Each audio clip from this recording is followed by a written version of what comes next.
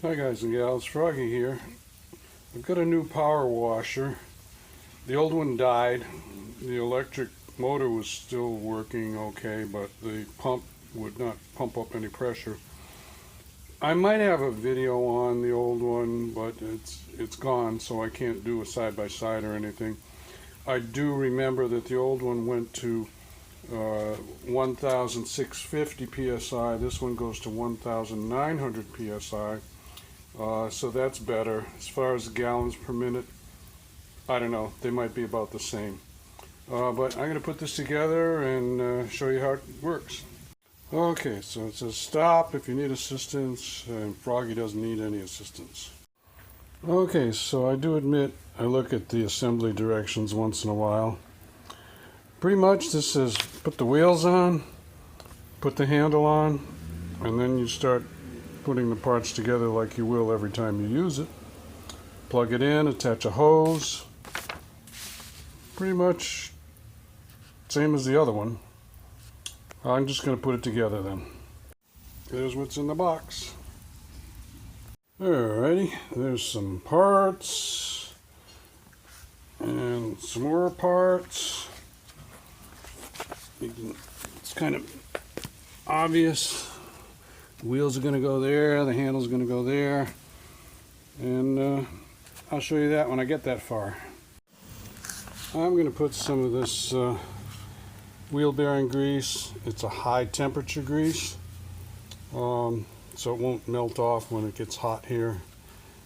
And not that it really needs it, because it looks like there's a pretty good finish on here and it's plastic, but it just will help prevent eventually this from corroding, or I'm not exactly sure what finish that is, if it's chromed or what, so can't tell. So I put some grease on. Put the washer on the inside there before you put the cotter pin through. Here, check this out. Remember when you were a kid and you would take a baseball card and a clothesline clip and put it on your bicycle so that it would rub against the spokes?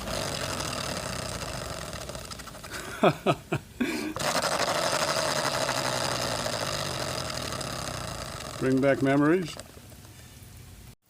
The handle just slides in, has a couple of spring-loaded fasteners that'll allow you to just clip in right there. Let's see if I can focus this. Yeah, sorry, I got backlighting there. And the hole is over on that side. I'm going to put a little blue Loctite on these two screws that holds this.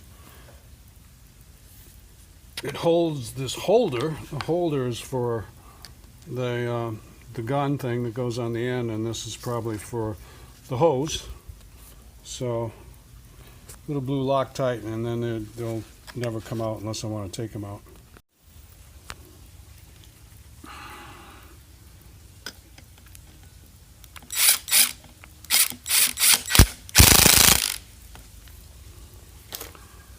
Alright, off some of those warning labels and the thing that tells you to register, but there is one here that has the nozzle selection guidelines there. There you go. So I just took a tie wrap and I tied that here up at the top, so that if I loan it to somebody, they'll have that handy. I do occasionally loan tools, not too often. Sometimes I get bit in the butt for loaning it and it comes back damaged or whatever, but you know, sometimes I do loan them out. I'm going to show you some of these connections do come with some silicone grease on there, and I would suggest that you probably, anywhere there's an O-ring, I would put silicone grease on it every few times that you use it. You probably don't have to do it every single time, and don't overdo it. You don't need like a huge amount like you'd put toothpaste on a toothbrush, but just use a little bit. So there you go. Don't worry, I'll turn it on for you in a second. So the blue nozzle is for soap. The soap goes where it says soap, and you don't want to use a solvent, just any plain old liquid soap like car wash soap or maybe dishwashing soap, whatever works for what you're trying to clean. And orange is called a 15-degree nozzle that lets a little more power come through, and the one that it's attached on there is the power nozzle, and that's going to be full blast if you're trying to do like your concrete driveway or your patio over there. The top of that little decorative wall there gets dirty from the droppings off those Robollinis. So let's plug it in, attach a hose. Oh, and the hose is supposed to be a full hose, not one of those, probably not one of those collapsible hoses that are so popular these days. By the way, I looked into getting one of those, and almost every review or feedback or whatever said that they were kind of lousy and they would break quite a lot. So I don't know if anybody makes a real good one. If they do, if you really have one and you really love it, post a comment, because I would like to have one of those, but I don't want one that's going to break all the time. So here we go. Let's start it up. The GFCI, that's ground fault interrupter. Since you're going to be working in wet environments, very smart thing. Good invention, whoever it was that invented it. Anyway, it has a little green light that shows the power is coming through. That's kind of a nice feature. So water goes there, water goes in there, water comes out there into your hose, which I'm going to attach to this. So my wife has been bugging me to wash the top of this wall. As I said, it gets dirty from the Robolini palms. You can see how bad that is. So let's power wash it.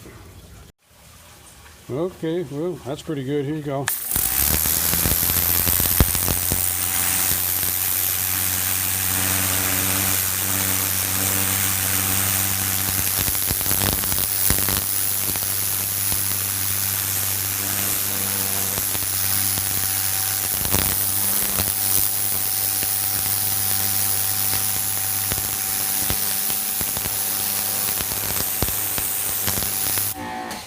Well, Froggy likes this. It does have more power than the other one that I had, and you might know there's a way you can regulate how much power or pressure you're putting on this just by simply the distance. If you get up within about 5 or 6 inches, you're going to get a lot of power. If you get back by about a foot, not so much. So you choose how close you want to be to what you're cleaning to regulate the power. My other one had like the thing you would twist on the end of it, and I never really liked it very much. So that's it. Give me a thumbs up or a like if this helped you out. If you want more from Froggy, subscribe to my channel, and I'll give you more. Here we go.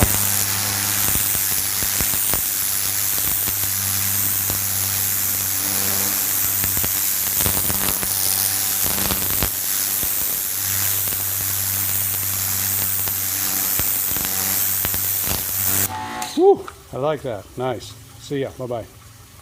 Check this out. Very interesting. This is original concrete splatter from when they built this wall. Mortar. Mortar rather than concrete, I would say you call it mortar. All over there. And I never really noticed it much or did anything to try to clean it out. But watch this.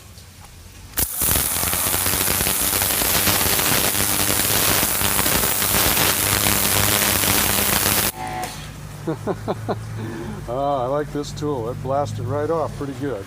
A little bit left, but pretty nice. Okay, I thought I'd show you that, guys and girls.